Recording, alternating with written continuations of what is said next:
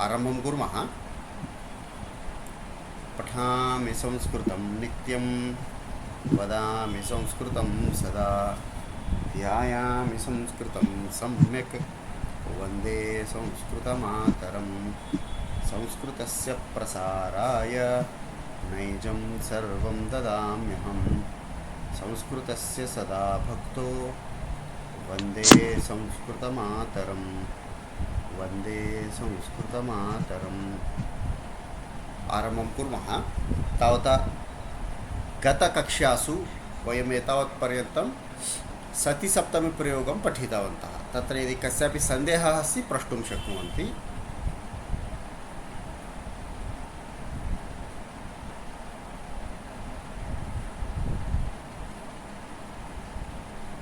अस्तु, प्रायः कस्यापि प्रश्नः नास्ति। आरम्भं कुर्मः। यदि मध्ये आगच्छति प्रश्नः भवन्तः प्रष्टुं शक्नुवन्ति। पुटसंख्या 9,100 109 अभ्याससंख्या अस्ति। नवमपाठस्य 10मः अभ्यासः। एतान् नमस्कारः कुमारी महोदय। गीताश्लोकान् उच्चैः पठता सप्तम्यन्तपदानि च अत्र लिखता।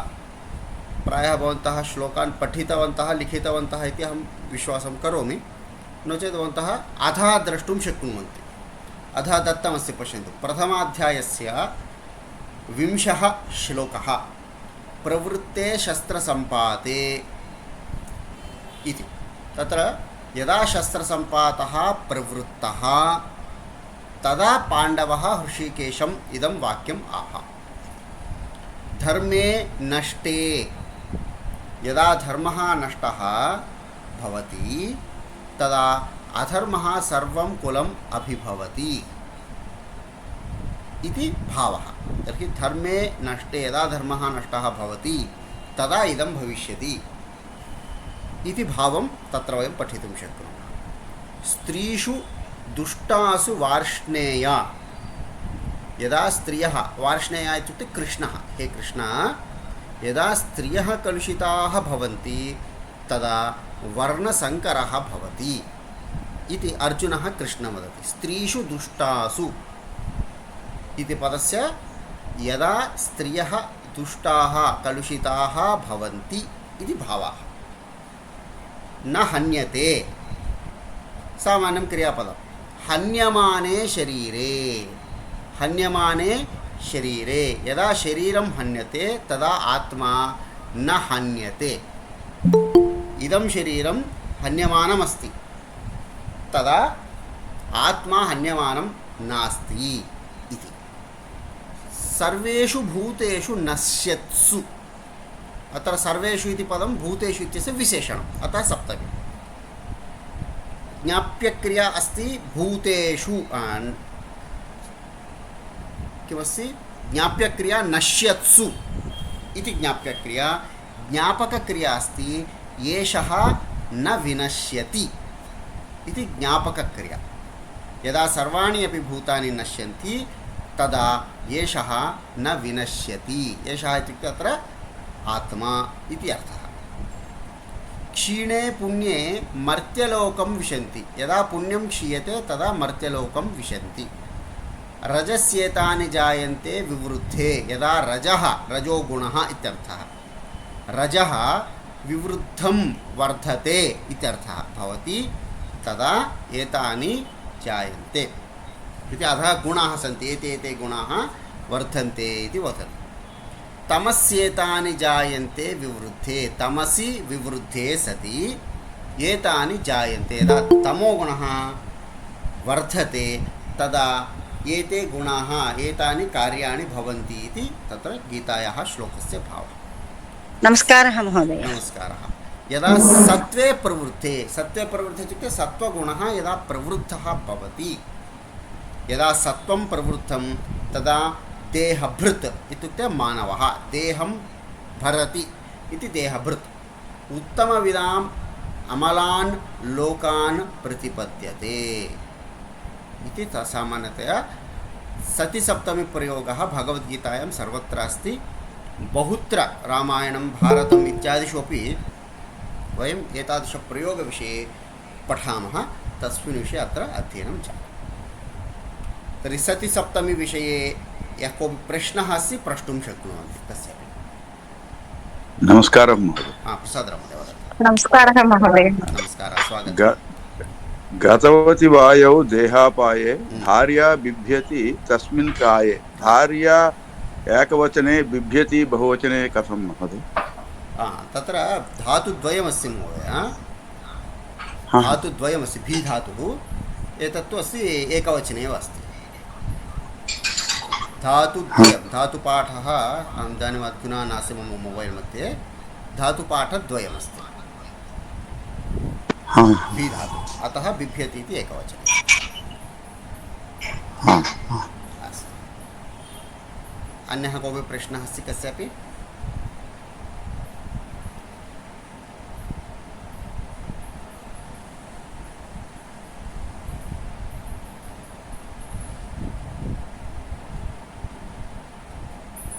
अस्तु, तर्हि वयं नूतनपाठस्य आरम्भं कुर्मः।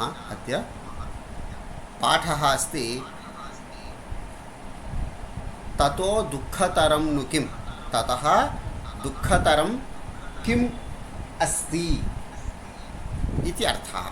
तत्र नु इति पादपूरणार्थं हि इत्यर्थे इतोपि दुःखतरं वस्तु किमस्ति इति प्रश्नः सामान्यश्लोकस्य पादस्य भावः।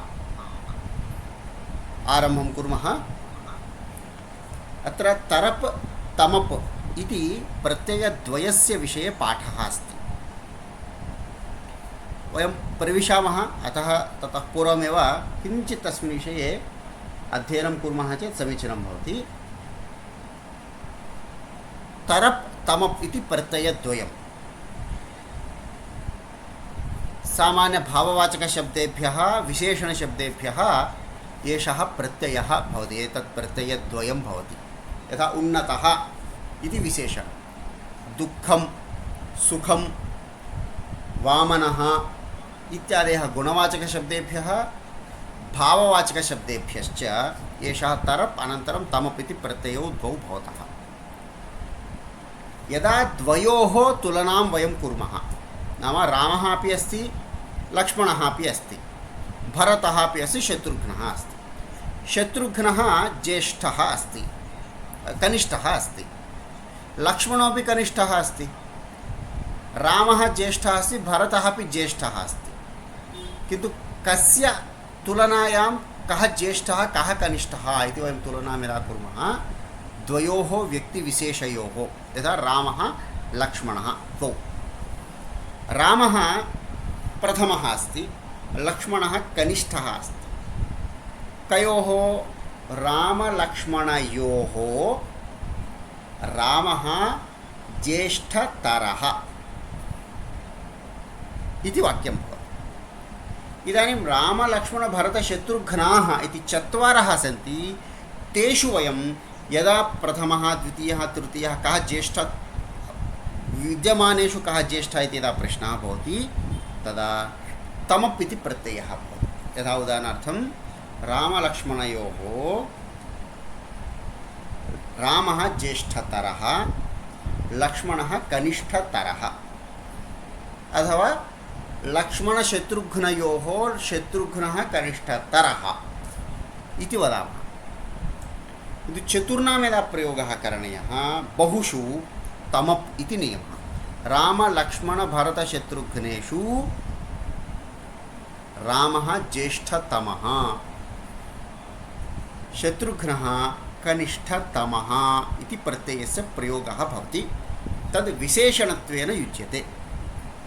नाम पुंलिङ्गशब्दस्य इदानीं रामः पुंलिङ्गे अतः ज्येष्ठतरः, श्रेष्ठतरः, दुःखतरः इति पुंलिङ्गे।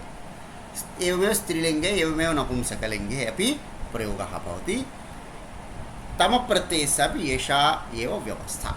तर्हि तरप् द्वयोः तुलनायां, तमप् बहूनां तुलनायां वयम् एतस्य प्रयोगं कुर्मः।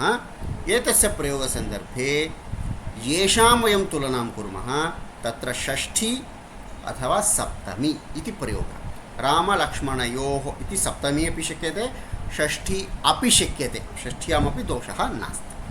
बहु इदानीं पाठं प्रथमं पठामः। एतान् गीताश्लोकान् पठत। अकीर्तिं चापि भूतानि कथयिष्यन्ति ते व्ययां, सम्भावितस्य चाकीर्तिर्हि मरणादतिरिच्यते। अकीर्तिं चापि भूतानि कथयिष्यन्ति ते व्ययां, सम्भावितस्य चाकीर्तिः मरणाद् अतिरिच्यते। भयाद्रणादुपरतं मंस्यन्ते त्वां महारथाः, येषां च त्वं बहुमतो भूत्वा यास्यसि लाघवम्।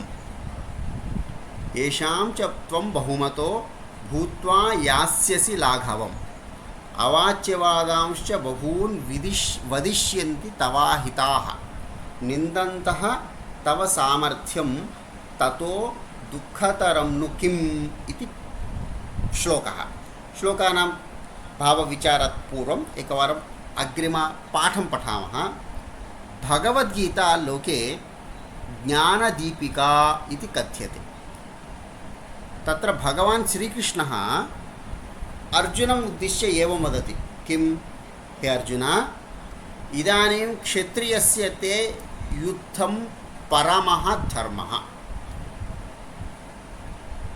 ब्राह्मणः अस्ति तस्य कश्चन धर्मः भवति, छात्रः अस्ति तस्य कश्चन धर्मः भवति, अध्यापकः अस्ति तस्य कश्चन धर्मः भवति। इदानीं युद्धक्षेत्रे अस्ति, धर्मस्य संरक्षणं करणीयमस्ति, दुर्योधनः अधर्मपक्षे अस्ति, धर्मस्य संस्थापनार्थं क्षत्रियस्य कार्यं किं?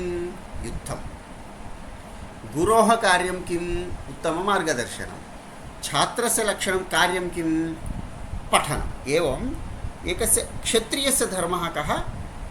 युद्धं भवतः परमः धर्मः अस्ति। तस्य अकरणे तव महती अपकीर्तिः भविष्यति। यस्य यत् कर्तव्यमस्ति तद् यदि सः न करोति तस्य अपकीर्तिः भवति। यदि अध्यापकः पठनपाठनं त्यजति तर्हि तस्य अपकीर्तिः भवति, छात्रः अध्ययनं त्यजति तस्य अपकीर्तिः भवति। एवमेव प्रजापालनं त्यक्त्वा यदा कार्यं परित्यज्य उपविशति तस्य अपकीर्तिः भवति। एवमेव भवान् वदति किम्? अहं युद्धं त्यजामि। यदि भवान् युद्धं त्यक्ष्यति तर्हि भवतः एव अपकीर्तिः भवति। ईदृशी अपकीर्तिः मरणम् अपि अतिशेते। एतत् कीदृशम् इत्युक्ते मरणादपि अधिकं भवति। तदेव लिखितम्, अकीर्तिं चापि भूतानि कथयिष्यन्ति ते अव्ययाम्। अव्ययाम् इत्युक्ते व्ययरहितां, यस्य न्यूनता न भवति। नाम जन्मजन्मसु तस्य व्ययः न्यूनता न भवति। यथा अद्यापि वयं रावणस्य विषये, रामस्य विषये चिन्तनं कुर्मः, रावणस्य अपकीर्तेः चिन्तनं कुर्मः, रामस्य कीर्तेः विषये चिन्तनं कुर्मः। पश्यन्तु, सा कीर्तिः अव्यया अस्ति, व्ययरहिता इत्यर्थः। एवम् अकीर्तिं चापि भूतानि कथयिष्यन्ति ते अव्ययाम् अकीर्तिं भूतानि कथयिष्यन्ति। వ్యయరహితాం, అది ఎప్పటికీ తగ్గదు. తగ్గనటువంటి అకీర్తి భవతः కథయిష్యంతి. భూతాని ఇత్యుక్తే ప్రజాः ये जीवन्ति ते सर्वेपि. तत् कीदृशं भवति? सम्भावितस्य मरणात् अतिरिच्यते. एतद् मरणस्य अपेक्षया अपि अधिका भवति सा अकीर्तिः. अग्रे वदति द्वितीयश्लोकस्य भावं, यदि युद्धं न करोषि तर्हि ये अद्य तव सम्मानं कुर्वन्ति ते एव वदिष्यन्ति यत् त्वं रणात् भीत्या पलायितः इति. भयात् रणात् उपरतं, भयात् भयकारणेन रणात् युद्धात् उपरतं प्रतिगतम्. उपरतः इत्युक्ते प्रतिगतः इत्यर्थः. प्रतिगतं त्वां भवन्तं महारथाः ये भवतः पक्षे सन्ति भवतः मित्राणि अथवा भवतः शत्रवः वा भवन्तु त्वां मंस्यन्ते ते चिन्तयन्ति मनुते इति धातोः भविष्यत्कालः ते भवतः विषये चिन्तयन्ति నిన్ను ఈ విధంగా భావిస్తారు ఈ విధంగా అనుకుంటారు నీ గురించి కిం యుద్ధం న కరోషి తవ అద్య సమానం కురుంది తే శ్వః ఆరభ్య భవాన్ రణాత్ పలాయితః ఇతి భవతः విషये చింతయంతి ఏషాం చ త్వం బహుమతః భూత్వా యాస్యసి లాఘవం చిన్నవాడివైపోతావు లాఘవం ఇత్యుక్తే భవతः కీర్తిః లాఘవత్వం ప్రాప్నోతి ఇత్యుక్తే ఈ రోజు వరకు అర్జునుడు చాలా గొప్పవాడు పరాక్రమవంతుడు శ్రేష్ఠుడు ధనుర్విద్యా సంపన్నుడు అని నిన్ను చాలా గొప్పగా చూస్తున్నారు ఎవరు నీతో పాటు ఉన్న మహారథులందరూ యది భవాన్ భయకారణేన ఉపరతః భవిష్యతి తం భవంతం ఉపరతం త్వాం మహారథాः భవతः కీర్తిం కుర్వాణాः భవతः మిత్రాణి సర్వే ते किं कुर्वन्ति भवतः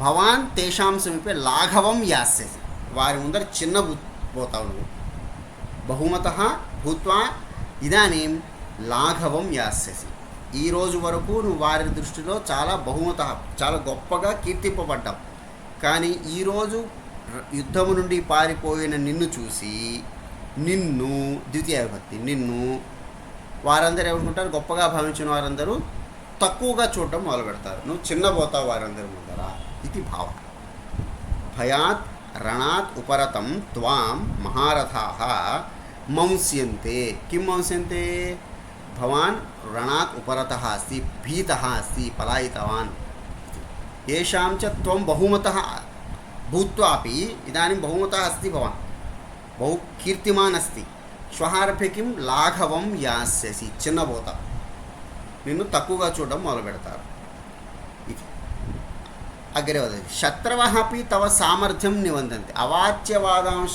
बहून् वदिष्यन्ति तव अहिताः तव भवतः अहिताः अहिताः इत्युक्ते शत्रवः हिताः इत्युक्ते मित्राणि अहिताः इत्युक्ते शत्रवः अपि तव सामर्थ्यं निन्दन्तः भवतः सामर्थ्यमेव निन्दन्ते एषः सामर्थ्यमस्ति चेदपि भीतः अभवत् अथवा सामर्थ्यरहितः अस्ति अथवा पराक्रमः नास्ति तस्य एवं निन्दन्तः दुर्वचनानि कथयिष्यन्ति अवाच्यवादान् అనరాని మాటలు వాచ్యం ఇత్యుక్తే చెప్పదగినది అవాచ్యవాదాన్ చెప్పకూడనటువంటి మాటలన్నీ నీ మీద దుర్వచనాలన్నీ చెప్పడం మొదలు పెడతారు తవ సామర్థ్యం నిందంతః దుర్వచనాన్ని కథయిష్యంతి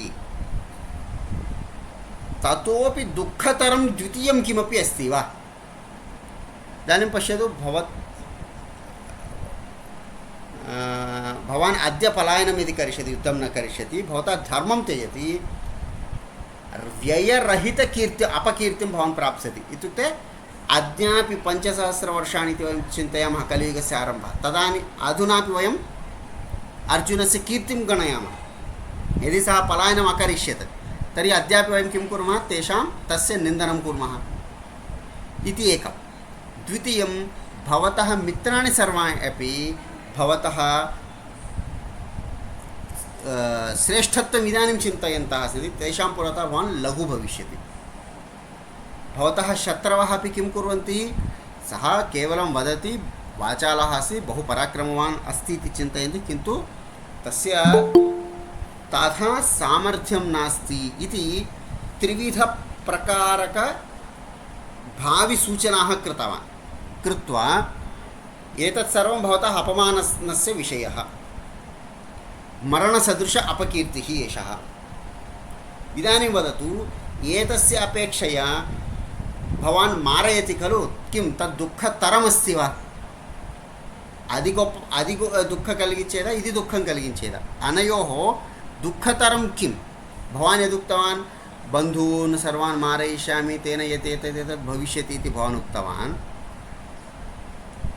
द्वितीयम् एतदपि वदति इदानीं भवतः अपकीर्तिः भवति भवतः मित्राणि सर्वेपि भवन्तं न्यूनरूपेण पश्यन्ति एवं भवतः शत्रवः अपि भवतः अपमाननं करिष्यन्ति దీనికన్నా రెండోది దుఃఖాన్ని కలిగించే విషయం ఏదైనా ఉందా దుఃఖతరం ను किं किम् अस्ति इति सः कृष्णः अर्जुनं पृच्छति। तस्मात् दुःखतरम् अन्यत् द्वितीयं वस्तु किमस्ति इति सः प्रश्नं करोति। ततोपि दुःखतरं किमपि नास्ति इत्यर्थः। इदानीं सामान्यजनः चेत् भिन्नम्। अर्जुनः नरनारायणस्वरूपः अस्ति, पराक्रमी अस्ति, द्रोणाचार्यस्य शिष्यः अस्ति, चन्द्रवंशकुलोत्पन्नः अस्ति, पाण्डुराजस्य पुत्रः अस्ति, धनुर्धारी अस्ति, द्रोणाचार्यस्य शिष्यः अस्ति, धनुर्विद्यायां सर्वश्रेष्ठः अस्ति। तादृशस्य भीरुः पिरिकिवाडु యుద్ధం నుంచి పారిపోయాడు ఇది అపకీర్తి ఆసి తతోపి దుఃఖస్య విషయ ద్వితీయ నాస్తి. దీనికన్నా దుఃఖాన్ని కలిగించేటువంటిది ఏది ఉంది అనే ప్రశ్నకి అర్థము తతోపి దుఃఖతరం కిమపి నాస్తి ఇత్యర్థ. అత్ర జీవనే అపకీర్తిః మిత్రైః అవమానः శత్రుభిः నిందనం ఇత్యేతదపేక్షయా అధికం దుఃఖం నాస్తి ఏవ ఇతి వక్తుం దుఃఖతరం इति शब्दस्य प्रयोगः कृतः अस्ति इति प्रथमश्लोकत्रयस्य भावः. अग्रे पुनः एकः श्लोकः अस्ति, तत् पठनात् पूर्वम् अत्र कस्यापि सन्देहः अस्ति वा एतस्मिन्?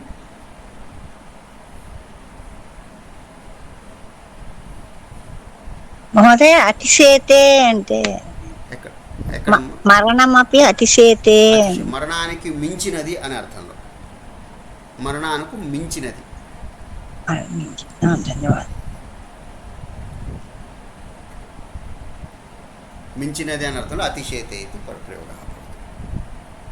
కృష్ణः కోలాహలే వానరాన్ అతిశేతే इति वाक्यप्रयोगः भवितुमर्हति.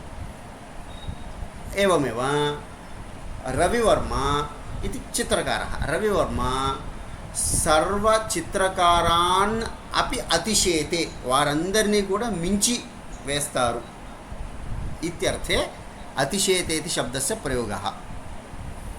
स्पष्टं खलु? अतिशेते इति प्रयोगः कथं भवति इति द्वितीयविभक्तिप्रयोगः भवति. महोदय रविवर्मा.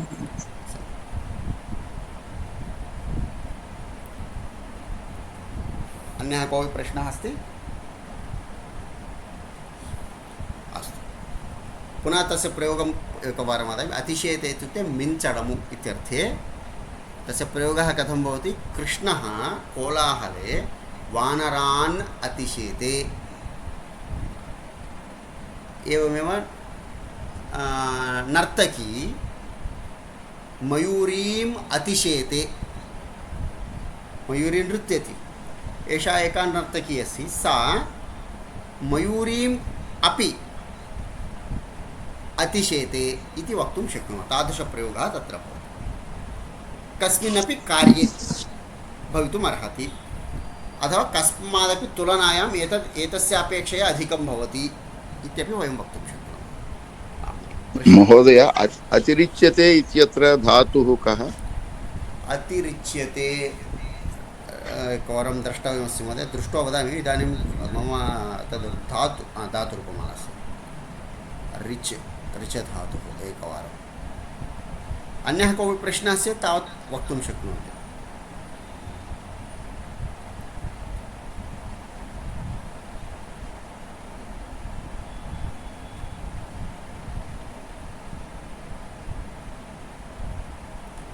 महोदय, रिच् इति धातुः अस्ति, धातुः एव रिच् अस्ति.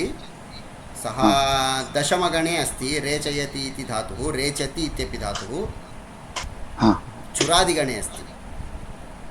रेचति रेचयति इति धातुद्वयमस्ति. तस्य वियोजनम् इत्येकः अर्थः अस्ति, अपरः अर्थः अस्ति ऋणक्ति, ऋणक्षि, क्षीरतर्गिणी, वेचनं, ऋणक्ति. एवं दशमगणे अस्ति. रेचयति इति तस्य रूपाणि, अति इति उपसर्गः. अग्रिमं श्लोकं पठामः. प्रश्नः अस्ति वा कस्यापि? महोदय, तस्य अकारणे तव महती अपकीर्तिः सम्भवति. ఈదృశి అపకీర్తికి మరణమపి అతిశేతే అంటే ఇటువంటి అపకీర్తి కన్నా మరణం మించినదన. ఈ అపకీర్తి మరణానికి మరణానికన్నా మించినది. అపకీర్తి అనేటువంటి క్రియాపదం అతిశయ మించుతుంది. దేనికన్నా అంటే మరణానికన్నా. ప్రథమ విభక్తి ఏది ఉంది? అపకీర్తి అనేది ప్రథమ విభక్తి, అది క్రియాపదంతో సంబంధం ఉన్నది. మరణం అనేది ద్వితీయ విభక్తి, మరణానికన్నా ఎక్కువైనది ఏది? ఈ అపకీర్తి. ధన్యవాదాలు. సర్వదా క్రియాపదం కిం తత్ కర్తరి अस्ति वा कर्मणि अस्ति वा इति द्रष्टव्यम्. यदि कर्तरि अस्ति तर्हि कर्तृपदं प्रथमायां भवति, द्वयोः तुलना अन्वयः. यदि कर्मणि प्रयोगः अस्ति तर्हि कर्मपदं क्रियापदे च अन्वयः भवति. इति वाक्यरचनायामेव नियमः अस्ति. यथा प्रथमवाक्यं पश्यन्तु, भगवद्गीता ज्ञानदीपिका इति कथ्यते. सर्वे मानवाः भगवद्गीतां ज्ञानदीपिकां कथयन्ति. भगवद्गीतను జ్ఞానదీపికన్ అని అంటారు. ఇత్యర్థే కథయతి ఇది కర్తరి ప్రయోగ. తర్హి వాక్యం కర్తృపదం మానవాః ఋషయः ఇది అన్వయः. ఇదాनीम् अत्र कथ्यते इति वाक्यं कर्मणि प्रयोगः. अतः भगवद्गीता ज्ञानदीपिका इति कथ्यते इति कर्मपदस्य अन्वयः. ఏ వాక్యంలో అయినా కూడా క్రియాపదము కర్తరిలో ఉందా, కర్మణిలో ఉందా, భావేలో ఉందా, దాని కర్తృపదం ఏది అనేది అన్వయం చేసుకుంటే ఈ సందేహాలు చిన్న చిన్నవన్నీ తీరిపోతాయి. అపకీర్తి అతిశేతే కస్మాత్ అథవా కమ్ అతిశేతే మరణం అపి అతిశేతే, మరణానికి కూడా మించినది ఇత్యర్థः. అస్తు, అన్యः कोऽपि प्रश्नः अस्ति? ధన్యవాదాः మహోదయ. स्वागतम्. अग्रे एतं श्लोकं पठता. इति गुह्यतमं शास्त्रम् इदम् उक्तं मया नघ, एतद् बुद्ध्वा बुद्धिमान् स्यात् कृतकृत्यश्च भारत. इति एवं रूपेण किम् उक्तवान् सः? विश्वरूपसन्दर्शनयोगम् इति पञ्चदशोऽध्यायस्य अन्तिमः श्लोकः. सः विश्वरूपस्य रक्षणानि सर्वं तस्य कार्यं किम् इत्यादिकं सर्वम् उक्तवान् अस्ति. सः वदति गुह्यतमं, रहस्यतमं, रहस्याలలో కన్నా రహస్యమైనది ఇది భావः. గుహ్యం ఇత్యుక్తే రహస్యం. గుహ్యతరం అంటే రహస్య వస్తువుల రెండింటిలో కూడా ఇది చాలా రహస్యమైనది. గుహ్యతమం ఇత్యుక్తే విద్యమానాని బహూని శాస్త్రాణి గుహ్యాని సంతి, తేషు ఇదం అత్యంతం గుహ్యతమం ఇది భావः. గుహ్యతమం శాస్త్రం ఇదం ఉక్తం మయా అనఘ. హే అర్జున, ఇదం శాస్త్రం మయా ఉక్తం అస్తి. తత్ కీదృశం? గుహ్యతమం. బహూని శాస్త్రాన్ని సంతి, రహస్యమయాని, చాలా గోప్యముగా ఉండేటువంటి, అంటే అందరికీ తెలియనటువంటి విషయాలు. ఆత్మతత్వం, అగ్ని విద్య, ఇలాంటి శాస్త్రాలు కొన్ని అందరికీ తెలియవు, ఉపాసన చేసిన వారికే తెలుసు. వాటన్నింటిలో కొల్లా గుహ్యమైనది, రహస్యమైనది ఇది భావం బోధయతి. ఇది గుహ్యతమం శాస్త్రం ఇదం ఉక్తం మయా అనఘ. హే అర్జున, మయా ఉక్తం. ఏతత్ బుద్ధ్వా, ఏతత్ జ్ఞాత్వా, బుధధాతో జ్ఞానమిత్యర్థ. ఏతత్ శాస్త్రం బుద్ధ్వా జ్ఞాత్వా భవాన్ బుద్ధిమాన్ స్యాత్ కృతకృత్యశ్చ భారత. భవాన్ బుద్ధిమాన్ కృతకృత్యశ్చ భవిష్యతి హే భారత, హే అర్జున. ఇది కృతకృత్య అంటే కృతార్థుడు. తెలుగు భాష మేము వదామా, కృతకృత్య అన్న కృతార్థుడు అన్న కూడా ఒకటే అర్థంలో ఉంది. ఏవం సహ ఉక్తం.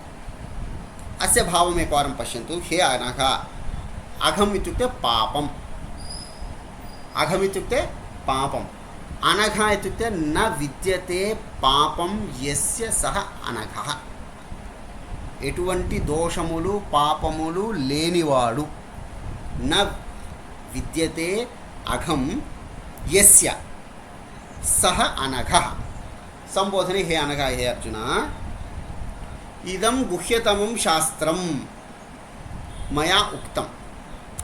హే భారత, హే అర్జున, ఏతద్ బుద్ధ్వా, ఏతద్ జ్ఞాత్వా బుద్ధిమాన్ మనుష్యః కృతార్థః భవాన్ భవేత్. అతः ఏతద్ భవాన్ జానాతు, జ్ఞాతవాన్ इतः परम् एतस्य आचरणेन भवान् कृतकृत्यः बुद्धिमान् च भविष्यति इति आशीर्वादं ददाति। एतस्मिन् श्लोके एतत् शास्त्रं सर्वेषु शास्त्रेषु अत्यन्तं रहस्यमयं। पश्यन्तु, दुःखतरम् इत्यत्र द्वयोः विषयः अस्ति इति उक्तवान् पूर्वमेव। अतः तमप् इति प्रत्ययः सर्वेषु शास्त्रेषु अपि अत्यन्तं रहस्यमयम्। एतत् ज्ञानं सुलभतया प्राप्तुं न शक्यम् इत्यभिप्रायं प्रतिपादयितुं गुह्यतमम् इति शब्दस्य प्रयोगः कृतः अस्ति। दुःखतरम् इति तरप्रत्ययान्तं रूपम्, गुह्यतमम् इति तमप्रत्ययान्तं रूपम्। अधुना वयं तरतमप्रत्यययोः परिचयं प्राप्नुवाम। जानीता, भवन्तः जानन्तु किं तरप्तमप्रत्ययौ अतिशयार्थं दर्शयतः। దీనికన్నా ఇది గొప్ప, దీనికన్నా ఇది ఎక్కువది ఇత్యర్థం బోధయితుం అతిశయః ఇత్యర్థः। అతిశయార్థం బోధయతి బోధయతः। ద్వయోः ఏకస్మిన్ అతిశయం దర్శయితుం तरप्रत्ययस्य प्रयोगः। द्वयोः व्यक्तिद्वयस्य, वस्तुद्वयस्य, पदार्थद्वयस्य, मनुष्यद्वयस्य यदा वयं तुलनां कुर्मः एतस्य अपेक्षया एतत् श्रेष्ठम् इति अतिशयार्थं यदि वक्तुम् इच्छामः तर्हि तमप्रत्ययः। रामलक्ष्मणयोः, भारतरामायणयोः इति प्रयोगे तरप्रत्ययः। बहूनाम् एकस्मिन् अतिशयं दर्शयितुं 10 वस्तूनि सन्ति, 3 सन्ति, 4 सन्ति, तेषु इदम् अतिशयम् अर्थं बोधयति। यथा रामलक्ष्मणभरतशत्रुघ्नाः, कौसल्या सुमित्रा कैकेयीषु, ताः 3 सन्ति, 3 एषा ज्येष्ठा एषा कनिष्ठा इति वक्तुम् इच्छामः। तादृशार्थे वयं तमप्रत्ययस्य प्रयोगं कुर्मः। एतौ प्रत्ययौ प्रातिपदिकस्य अन्ते योच्यते। प्रातिपदिकम् इत्यस्य पुनः वदामि, किञ्चित् स्मारयामि। क्रियापदस्य मूलं रूपं भवति धातुः। भवति इति क्रियापदं भू इति धातुः, पठति इति क्रियापदं पठ इति धातुः। एवं शब्दरूपाणां मूलरूपस्य प्रातिपदिकम् इति नाम। यथा रामः इति पदं, तस्य प्रातिपदिकं राम। मनः इति शब्दः, तस्य प्रातिपदिकं मनस्स। एवं शब्दरूपाणां यत् मूलमस्ति तस्य प्रातिपदिकम् इति वयं वदामः। तर्हि उन्नत इति प्रातिपदिकं, तस्य तरप्रत्यये उन्नततर, तमप्रत्यये उन्नततम। प्राचीन प्राचीनतर प्राचीनतम। सुन्दर प्रातिपदिकं सुन्दरतर सुन्दरतम। स्थूलतर स्थूलतम। विशालतर विशालतम। कृशतर कृशतम। एवम् अत्र उदाहरणानि। दीर्घतर दीर्घतम। विरलं रेर् विरलतर विरलतम इति। एवमेव एतद् विशेषणं भवति इति अहम् उक्तवान्। विशेषणं यदा भवति लिङ्गविभक्तिवचनानि अवश्यं भवन्ति। नाम 3 लिङ्गेषु 3 वचनेषु 7 विभक्तिषु अपि रूपाणि भवन्ति। यथा प्रथमाविभक्तौ पश्यामः, उन्नतशब्दस्य 3 लिङ्गेषु रूपाणि उन्नतः उन्नतौ उन्नताः, उन्नता उन्नते उन्नताः, उन्नतम् उन्नते उन्नतानि इति उन्नत इति विशेषणस्य रूपाणि। एवमेव तरप् शब्दः अपि तमप् अपि 3 लिङ्गेषु भवति। उन्नततरः उन्नततरौ उन्नततराः उन्नततरा उन्नततरे उन्नततराः स्त्रीलिङ्गे। नपुंसकलिङ्गे उन्नततरम् उन्नततरे उन्नततराणि। एवम् उन्नततमशब्दस्यापि 3 लिङ्गेषु रूपाणि समानानि। उन्नततमः उन्नततमौ उन्नततमाः उन्नततमा उन्नततमे उन्नततमाः उन्नततमम् उन्नततमे उन्नततमानि तमानि इति रूपाणि भवन्ति। उन्नततमशब्दस्यापि रूपाणि त्रिषु लिङ्गेषु रूपाणि भवन्ति, यथा उन्नततरः। अत्र उदाहरणानि कतिचन वयं परिशीलयामः, अग्रे तस्य अभ्यासः अपि भविष्यति। एतानि उदाहरणानि परिशीलयत। अस्माकं प्राङ्गणे उन्नताः वृक्षाः बहवः सन्ति, 5-6 वृक्षाः सन्ति। तेषु आम्र तिन्त्रिणी नारिकेलवृक्षाः 3 अपि విద్యమాన దశాధిక వృక్షేషు ఉన్నతతమः. ఉన్న అన్ని చెట్లలో ఈ 3 కూడా చాలా పొడవైనవి. ఇత్యుక్తే అన్యే సర్వేపి లఘు సంతి ఇత్యర్థः. ఆమ్ర తింత్రిణీ వృక్షయోः తింత్రిణీ వృక్షः ఉన్నతతరः. ఆమ్ర తింత్రిణీ నారికేలవృక్షేషు నారికేలవృక్షः ఉన్నతతమः. प्रथमवाक्ये उन्नततमाः इति दशाधिकवृक्षाणां मध्ये एते 3 अपि उन्नततमाः इति प्रयोगः। द्वितीयम् आम्रतिन्त्रिण्योः मध्ये तिन्त्रिणी उन्नततरः अस्ति इति, तिन्त्रिणी वृक्षः उन्नततरः अस्ति इति द्वयोः एकस्य अतिशयः। पुनः 3 आम्रतिन्त्रिणी नारिकेलवृक्षेषु अपि ఈ మూడింటిలో కూడా नारिकेलवृक्षः उन्नततमः इति प्रयोगः तरप् तमप् अनयोः प्रयोगः भवति। अस्मिन् विषये इतोपि किञ्चित् जानीत, किञ्चित् पठामः। तरप् तमप् प्रत्ययौ अतिशयार्थं दर्शयतः, अतः तदन्तः शब्दः विशेषणं भवति। स विशेषणविशेष्यनियमवशात् विशेष्यस्य लिङ्गं वचनं विभक्तिं च अनुसरति। यथा उदाहरणानि पश्यामः। पर्वताः बहवः सन्ति, मलयपर्वतः, विन्ध्यपर्वतः, एवं बहुविधपर्वताः सन्ति। तेषु हिमालयः ఉన్నతతమः. తమప్ అని ఎక్కడైతే వచ్చిందో అక్కడ బోలెడు ఉదాహరణాలలో అనే అర్థంలో మనం స్వయంగా తీసేసుకోవచ్చు. హిమాలయः ఉన్నతతమः అనే వాక్యం ఉన్నా కూడా భావం అర్థం చేసుకోవచ్చు. హిమాలయः ఉన్నతతమः पर्वतः इति पदेनैव बहवः पर्वताः सन्ति, तेषु हिमालयः उन्नततमः। यदि उन्नततरः इति प्रयोगः यदा क्रियते तर्हि द्वयोः तुलना इति स्वयं वयम् अवगन्तुं शक्नुमः। नदीषु गङ्गा पवित्रतमा। पश्यन्तु, हिमालयः पुरुषः पुंलिङ्गे, अतः उन्नततमः। गङ्गा स्त्रीलिङ्गे, अतः पवित्रतमा इति स्त्रीलिङ्गे। काव्यमिति नपुंसकलिङ्गे, रामायणं नपुंसकलिङ्गे अस्ति, अतः रामायणं प्राचीनतमं केषु काव्येषु इति भावः। एवमेव द्विवचनेपि अस्ति, खगेषु पिककाकौ कृष्णतमौ।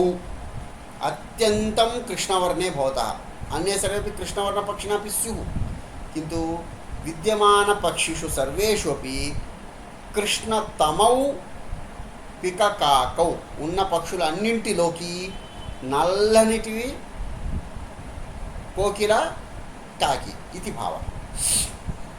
నదీషు గంగా యమునే పవిత్రతమే. నదీషు గంగా యమునే పవిత్రతమే ద్వివచనే. కావ్యేషు రామాయణం మహాభారతం చ ప్రసిద్ధతమే కావ్యే స్తః. एवमेव बहुवचने. प्राणिषु गजाः स्थूलतमाः. इदानीं ये जीवन्ति प्राणिनः ये सन्ति तेषु स्थूलतमाः के? गजाः. जनेषु बालिकाः चतुरतमाः.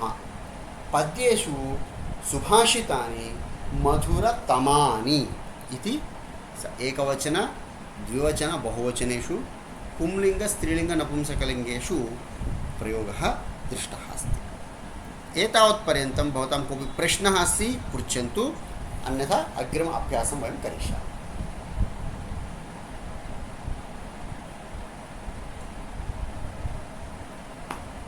महोदय तिन्त्रिणी वृक्षः అంటే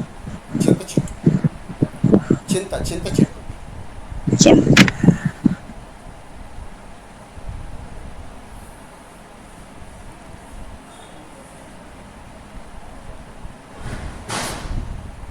इदानीं वयं पठामः दशमपाठस्य प्रथमः अभ्यासः यथोदाहरणम् आवरणात् उचितं पदं चित्वा रिक्तस्थानानि पूरयत। अत्र चिन्तनीयं द्वयोः चेत् तरप्रत्ययस्य त्रयाणां चेत् तमप्रत्ययस्य अथवा पुंलिङ्गे चेत् पुंलिङ्गशब्दस्य स्त्रीलिङ्गे चेत् स्त्रीलिङ्गशब्दस्य वा वयं दृष्ट्वा सामान्यतया वयं लेखनं कुर्मः।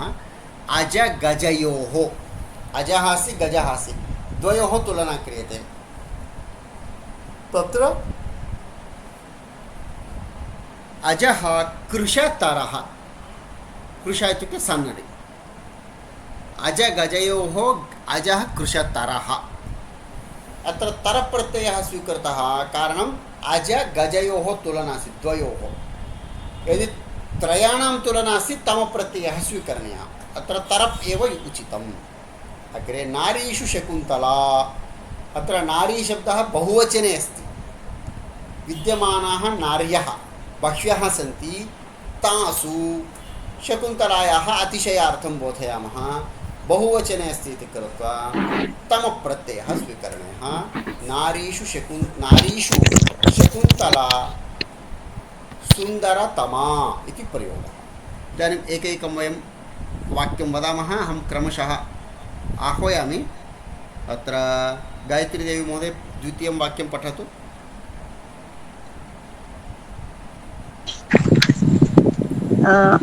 पाण्डवेषु युधिष्ठिरः गुणवत्तमः बहूनां तुलना अत्र पाण्डवेषु युधिष्ठिरः गुणवत्तमः समीचीनं गुणवत्तमः। कृष्णमहोदय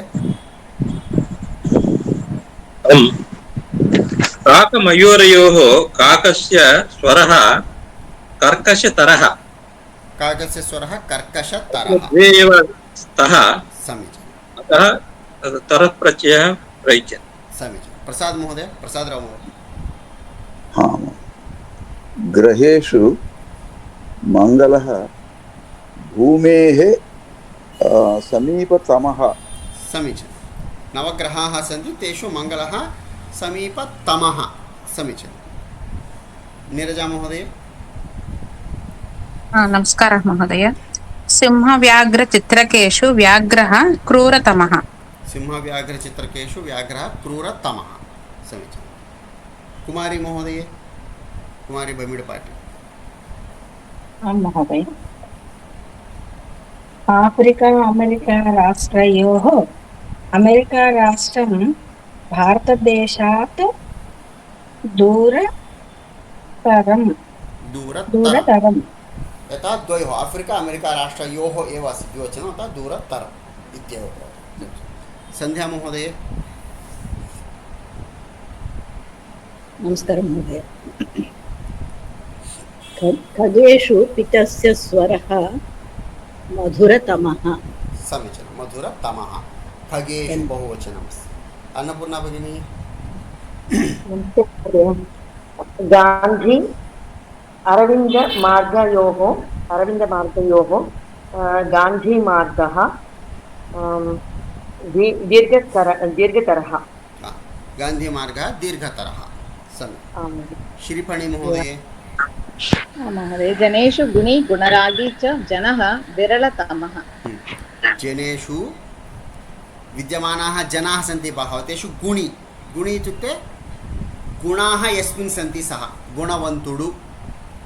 गुणरागी इत्यस्य अर्थः कः ఎదుటివాడి గుణాలను స్వీకరించేవాడు ఎదుటివారి యొక్క గుణాలను అంగీకరించేవాడు లేదు వాటిని మెచ్చుకునేవాడు అటువంటి వ్యక్తి గుణములు కలిగి ఉండడం ఎదుటివాడి యొక్క గుణాలను స్వీకరించే లక్షణం కలిగిన వ్యక్తులు విరళతమః సमीचीनं रमणम्मा महोदय अग्रिमं जनेषु उत्तमः वक्ता विरलतमः दाता पुनः विरलतमः सम्यक् जनेषु उत्तमः वक्ता विरलतमः दाता पुनः विरलतमः तत्र वक्ता अपि अस्ति सः दानमपि करोति इति विषयः विरलतमः विषयः इति भावः सम्यक्।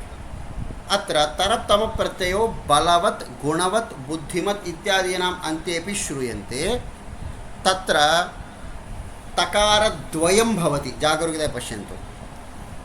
श्रेष्ठ श्रेष्ठतरः, विरल विरलतरः इत्येव। किन्तु इदानीं यानि उदाहरणानि सन्ति तत्र प्रातिपदिकमेव अस्ति बलवत्, అంటే ప్రాతిపదికము చివరే ఒక తకారం ఉంది, పునః తర పునః తమం, తర్हि తకారద్వయం భవతి।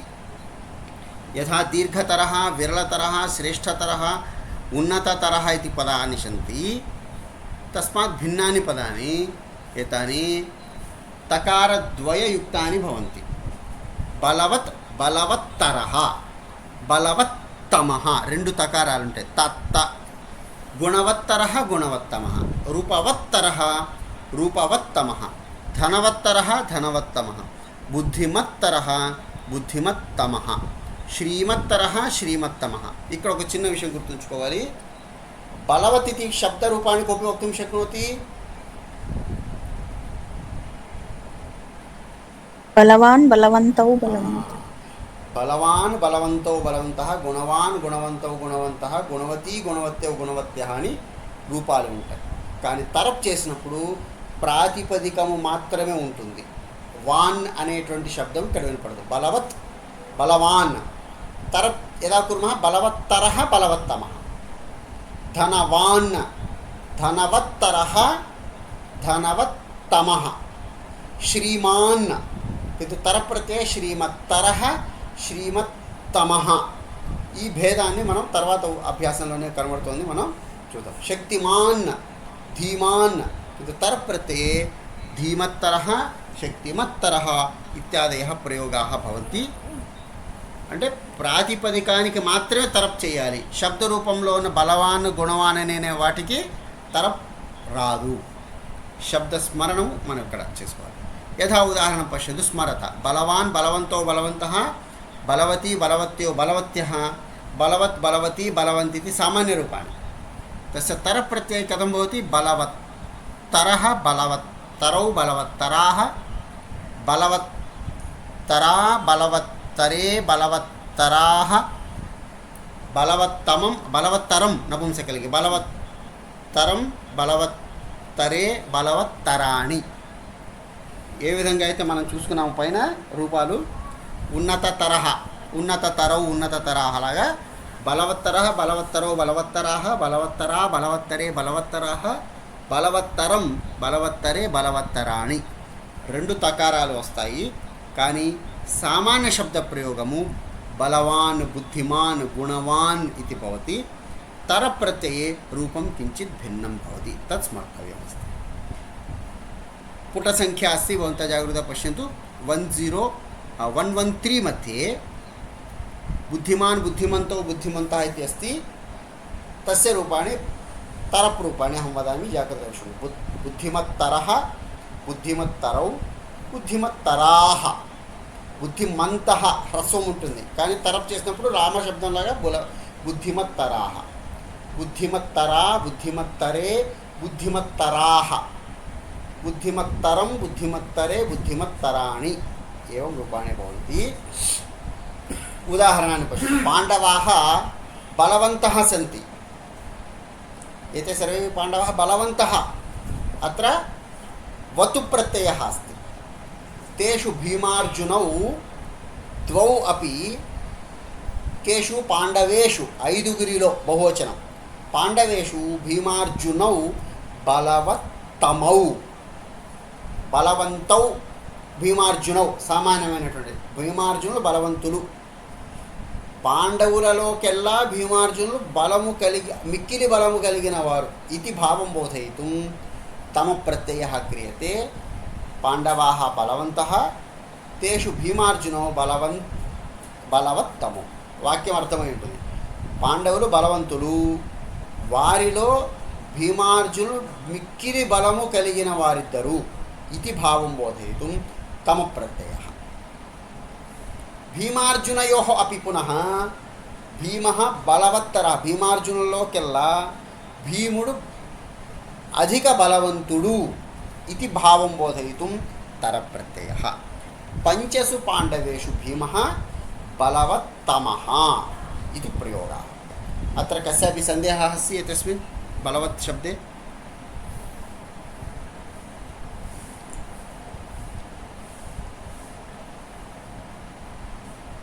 भवतु। अग्रिमं मम वचनं श्रूयते खलु? महोदय। अग्रे दशमपाठस्य द्वितीयः अभ्यासः। आवरणात् उचितं पदं चित्वा रिक्तस्थानं पूरयत। गीता लतयोः का किमुत्तरं भवति? बुद्धिमत्तरा। सर्वेषु भारती बुद्धिमत्तमा। अत्र सर्वेषु इति पुंलिङ्गे किमर्थमस्ति? बुद्धिमत्तमाः। सर्वेषु इति पुंलिङ्गे, भारती इति स्त्रीलिङ्गे। वाक्यं शुद्धमस्ति वा दोषयुक्तमस्ति?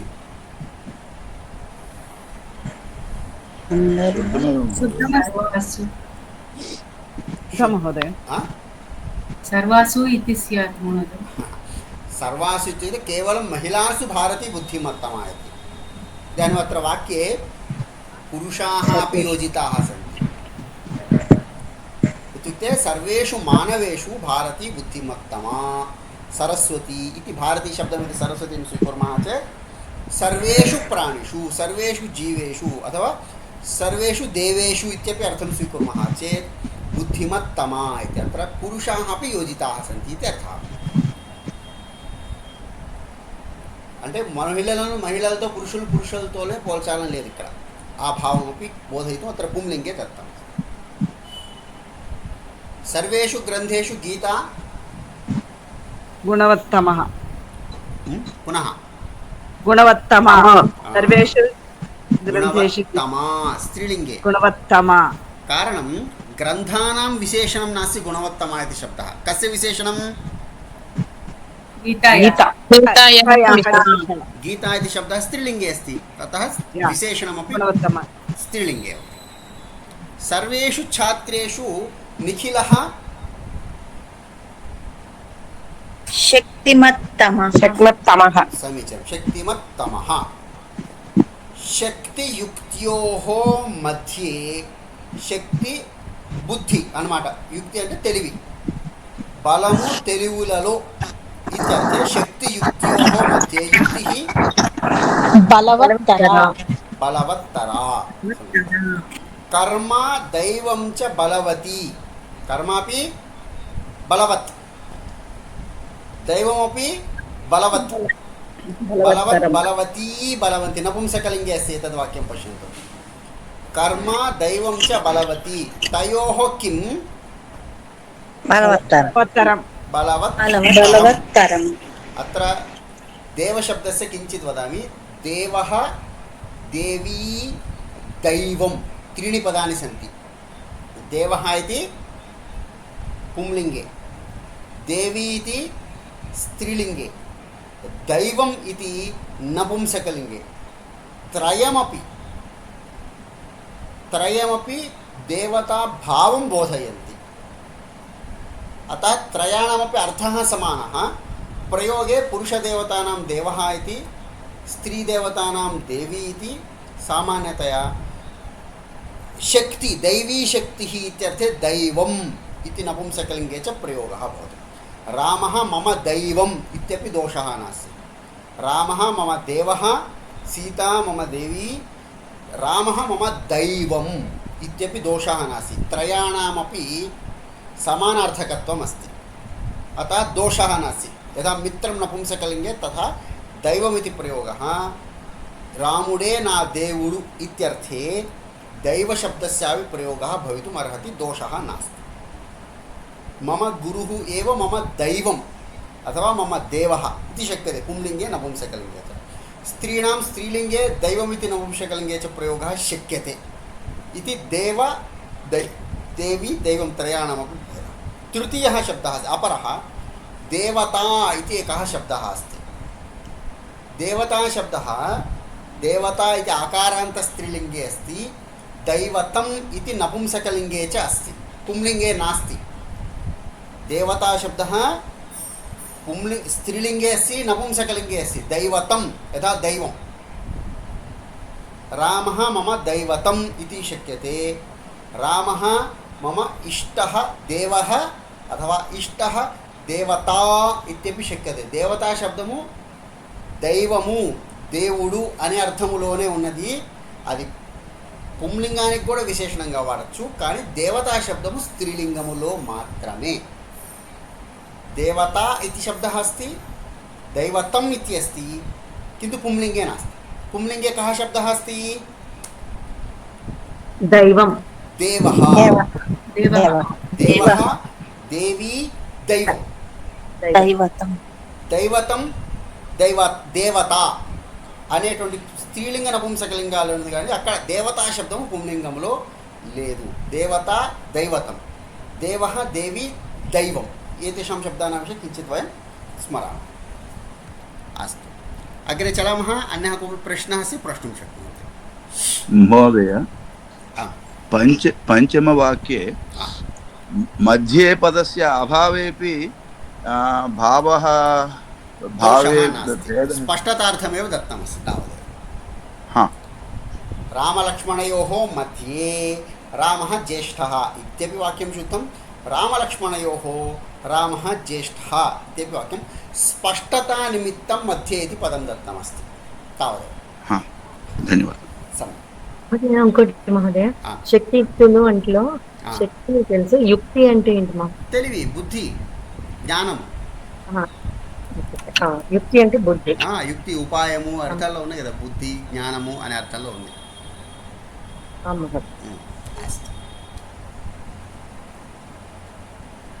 अन्यः कोऽपि प्रश्नः अस्ति? भवतु, एकां कथां पठामः।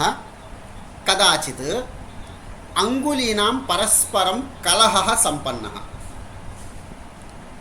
यदा रिक्ताः भवन्ति जनाः किं कुर्वन्ति? अधिकं कार्यं परस्परं कलहं कुर्वन्ति। तथा हास्यस्य किमपि कार्यं नासीत्, तदा अङ्गुल्यः परस्परं कलहं कृतवत्यः। अंगुष्ठः, तर्जनी, मध्यमा, अनामिका, कनिष्ठिका, पंच अंगुलीनां नामानि। अंगुष्ठः बोटनिवेलु, तर्जनी चूपुडु वेलु, मध्यमा मध्यम अंगुली, अनामिका उंगरं वेल्नि अनामिका इति वदामः। अन्तिममस्ति कनिष्ठम्, अतः तस्याः नाम अस्ति कनिष्ठिका। च कलहं कुर्वन्ति। किम्? अहम् अहमिकया वदन्ति। एकैकः वदति किं? नेने नेने इति वदति। किम्? अहं राजा, अहं राजा। एकैकः वदति, अंगुष्ठः वदति अहं राजा अहं श्रेष्ठः, तर्जनी अहं राजा अहं श्रेष्ठः, अनामिका अपि वदति अहं राजा अहं श्रेष्ठः इति। सर्वः अपि वदति, प्रत्येकम् अङ्गुली किं वदति? अहमेव राजा अस्मि, अहमेव श्रेष्ठः अस्मि। अन्ततः निर्णयार्थं ताः सर्वाः न्यायालयं गच्छन्ति। न्यायाधीशस्य पुरतः स्वपक्षम् उपस्थापयन्ति, स्वकीयपक्षम् उपस्थापयन्ति। अहं श्रेष्ठः, किमर्थम् इति। आदौ अङ्गुष्ठः वदति किम्? अहम् अङ्गुष्ठः पञ्च अङ्गुलीषु बलवत्तमः अङ्गुष्ठः अस्मि, अतः अङ्गुष्ठस्य विशेषणत्वेन बलवत्तमः। अहं दृढतमः, अतः अहमेव राजा इति। तदा तर्जनी आगच्छति, वदति, तर्जनी वदति अहं तर्जनी, अहं सर्वान् तर्जयामि। बेदिरिंचडं, तिट्टडము, చూపించడం तर्जयति। अहं सर्वं सूचयामि, निर्देशनं करोमि। एवं करोतु, एवं न करोतु, रैट् सैड् गच्छतु, लेफ्ट् सैड् गच्छतु इति सूचनार्थमपि वयं तर्जन्याः प्रदर्शनं कुर्मः। ఎదుటి వారిని అనడానికి కూడా మనం వేలు చూపించి చెప్తాం కదా, సర్వాన్ తర్జయామి, సర్వం సూచయామి, अतः अहं श्रेष्ठः अस्मि। नाम मानवः यदि अन्यस्य तर्जनं कर्तुम् इच्छति, दिशानिर्देशनं कर्तुम् इच्छति, सूचनां कर्तुम् इच्छति, मम साहाय्यं स्वीकरोति। अतः अन्य अङ्गुलीनामपेक्षया अहं श्रेष्ठः। तत्पश्चात् मध्यमा वदति अहं मध्यमा, अहं दीर्घतमा अतः अहमेव राज्ञी अत्र त्रयमपि स्त्रीलिङ्गस्य विशेषणत्वेन मध्यमायाः दत्तमस्ति तदा पुनः अनामिका वदति अहम् अनामिका सर्वासु अहमेव धनिकतमा किमर्थं वयम् अङ्गुलीयकं तत्रैव धरामः अन्य अङ्गुलीषु भवति वा न वा अङ्गुलीयकं प्रथमं कुत्र धरामः अनामिकायां धरामः तर्हि सम्पत्तिः तस्याः समीपे अस्ति यतः अहं बहुरत्नखचितं कनकमयम् अङ्गुलीयकं धरामि अतः अहमेव राज्ञी इति अन्ते कनिष्ठिका मन्दम् उत्तिष्ठति अग्रे आगत्य वदति अहम् अङ्गुष्ठः इव न बलवती तर्जनी इव अहं कमपि तर्जयितुं न शक्नोमि मध्यमा इव अहं न दीर्घतमा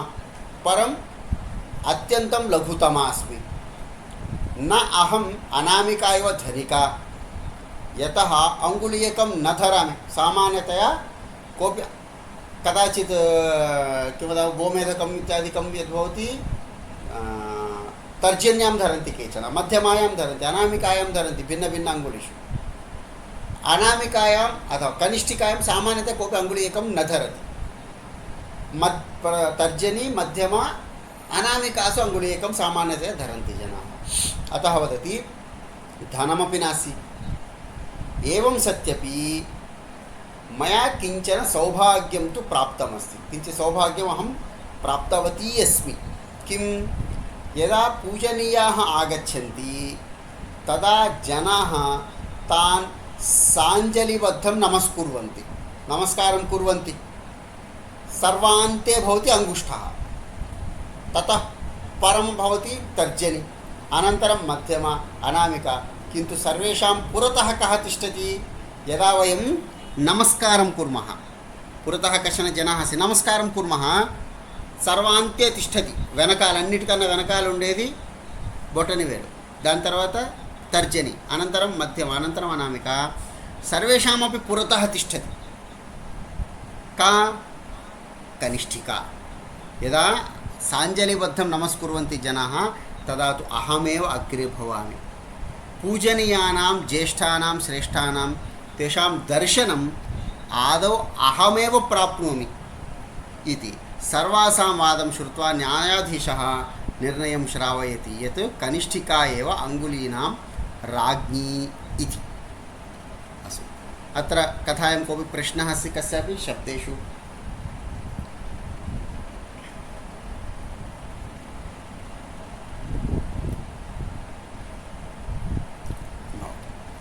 इदानीं महोदय आमां वदतु महोदय प्रसादराव महोदय सर्वासां वादं श्रुत्वा तेषु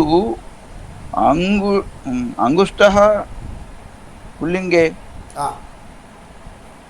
पुल्लिङ्गे एकमपि अस्ति चेत् समूहे समूहमपि पुल्लिङ्गे भवति समीचीनं भवतः प्रश्नः उत्तमः अस्ति श्रेष्ठः किन्तु अत्र सर्वासाम् इति शब्दः अङ्गुलीनाम् इत्यर्थे स्वीकृतः अस्ति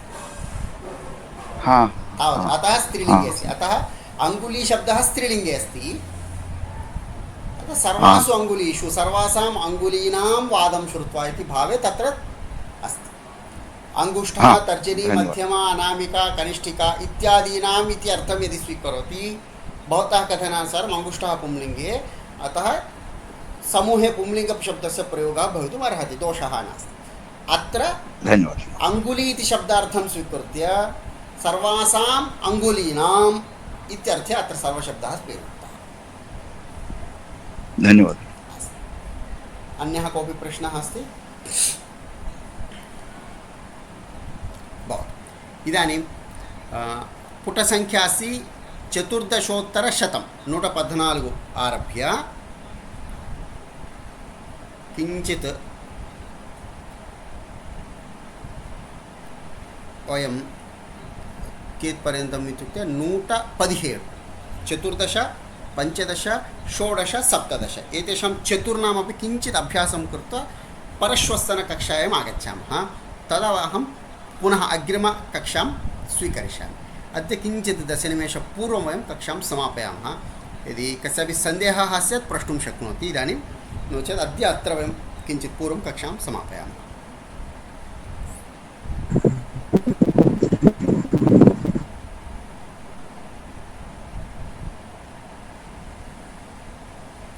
प्रायः तस्य प्रश्नः नास्ति। अद्य वयम् अत्र कक्षां समापयामः। पुनः परश्वः गुरुवासरे अस्माकं कक्षा समये भवति। भवन्तः वीडियो पाठान् पश्यन्तः सन्ति खलु? पश्यामः महोदय। तत्र कुत्रापि ध्वनिमुद्रणे एतत् प्रदर्शने कुत्रापि समस्या नास्ति खलु? रेकार्डिङ्ग् सम्यक् एव जायमानमस्ति। अहं पुनः द्रष्टुं न शक्तवान्। नास्ति नास्ति। यतः साक्षात् अहम् अत्र कक्षां समापयामि, अप्लोड् करोमि। सम्यक् अस्ति, उत्तमं भवतु। तर्हि अद्य अत्र वयं कक्षां समापयामः। यदि भवतां सन्देहादिकमस्ति अथवा तत्र स्पष्टता न स्यात्, यूट्यूब् मध्ये अपि भवन्तः तत्र कामेण्ट् इत्यादिकं स्थापयति, महोदय अत्र प्रश्नः एवमस्ति इति, तदपि द्रष्टुं शक्नोमि। वाट्सप् मध्ये अपि अहं प्रश्नानाम् उत्तराणि दास्यामि, चिन्ता नास्ति। शान्तिमन्त्रेण अद्यतनकक्षां वयं समापयामः।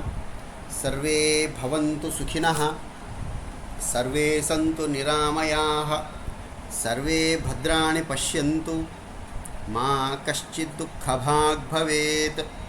ओम शांति शांति शांतिः।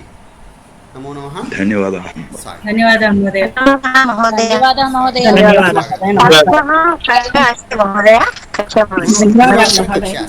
गुरुवासरे। धन्यवादः महोदय। स्वागतं धन्यवादः स्वागतं धन्यवादः महोदय। स्वागतं।